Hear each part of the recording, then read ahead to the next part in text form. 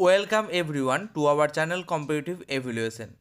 আজ আমরা এই ভিডিওতে যে 9533টি সিটের রিক্রুটমেন্ট প্রসেস কমপ্লিট হলো তার কাট আপ কত গিয়েছে এই রিলেটেড যে সমস্ত প্রশ্নগুলি তোমরা করেছো সেই সমস্ত প্রশ্নের উত্তর খুঁজে নেওয়ার চেষ্টা করব। অনেকেই প্রশ্ন করেছো জেনারেলদের কাট আপ কি সত্যি 29.560 গিয়েছে। চলো আমরা এই ভিডিওতে মোটামুটি পুঙ্খানুপুঙ্খ আলোচনার মাধ্যমে পুরো বিষয়টা সবিস্তারিতভাবে জেনে নেব। দেখো, যে ভ্যাকান্সি টোটাল ছিল তোমরা সবাই জানো 11,765টি টোটাল ভ্যাকান্সি ছিল, কিন্তু সুপ্রিম কোর্টের যে নির্দেশ সেই নির্দেশ অনুযায়ী 9,533টি সিটে এখনও পর্যন্ত নিয়োগ হয়েছে। বাকি সিট পড়ে আছে 2020-22 মামলাকারীদের জন্য। এর পরবর্তীকালে ওই সিটে আরও নিয়োগ হবে। তো এখনও পর্যন্ত যে লিস্টটি বেরিয়েছে অর্থাৎ 9,533টি ভ্যাকান্সির যে লিস্ট বেরিয়েছে তার যে কাট আপ গিয়েছে, অনেকেই হয়তো বুঝতে পারোনি কাট আপটা কেমনভাবে গেছে।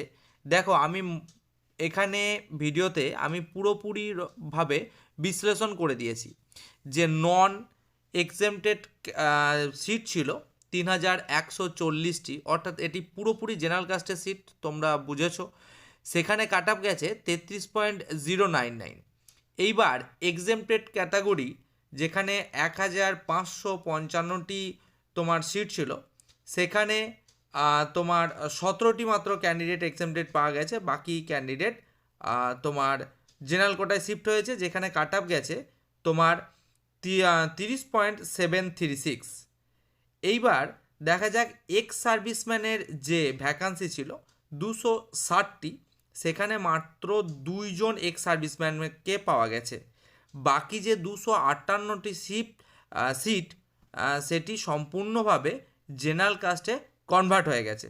এবার ওই যে কনভার্টেড সিটটার কাট আপ হয়েছে 30.16। আশা করি বুঝতে পেরেছো। তোমরা অনেকেই যে লিস্টটা বেরিয়েছে সেই লিস্টের পাশে নন এক্সেমটেড, এক্সেমটেড, এক্স সার্ভিসম্যান এইরকম অনেক কিছু দেখেছো। আর যদি না দেখে থাকো পিডিএফটা একবার দেখে নিও, তাহলে আরও তোমাদের যে কনফিউশন মনের মধ্যে তৈরি হচ্ছে সেটি সম্পূর্ণরূপে ক্লিয়ার হয়ে যাবে। এরকম জিনিসগুলো তোমরা পিডিএফের মধ্যে দেখতে পাবে। এবং সেখানে যে সমস্ত জেনারেল কাস্টটা আছে তাদের কাট আপ 30.16 গেছে। এগুলো কনভার্টেড সিটে, কিন্তু এর পরবর্তীতে আরও কিছু ভ্যাকান্সি কনভার্ট হয়েছে। যেমন প্যারা টিচারের জন্য ছিল 570টি ভ্যাকান্সি, সেখানে মাত্র 119টি ভ্যাকান্সিতে প্যারা টিচার পাওয়া গেছে এবং বাকি সিটটা জেনারেল কাস্টে কনভার্ট হয়েছে এবং যেখানে কাট আপ গেছে 29.560। মানে সর্বশেষ মোটামুটি 29.560 যে ক্যান্ডিডেট পেয়েছে সেই ক্যান্ডিডেটও কিন্তু তার লিস্টে কিন্তু নাম আছে। তো সুতরাং ভয় পাওয়ার কিছু নেই। 2022-এর যে সমস্ত ক্যান্ডিডেটরা আছো, যারা সামনের দিনের ইন্টারভিউ প্রসেসে তোমরা বসবে, তোমরা মোটামুটি ইন্টারভিউ একটা সঠিক প্রিপারেশন করে যাও। আশা করি সবারই চাকরি নিশ্চিত হবে। সবাই একটা আন্দোলন গড়ে তোলো যাতে ভ্যাকান্সি যত সম্ভব বেশি পরিমাণে পর্ষদ বের করতে পারে। আজকের ভিডিও এই পর্যন্তই। ভিডিওটি ভালো লেগে থাকলে চ্যানেলটিকে লাইক, শেয়ার এবং সাবস্ক্রাইব করো। ধন্যবাদ।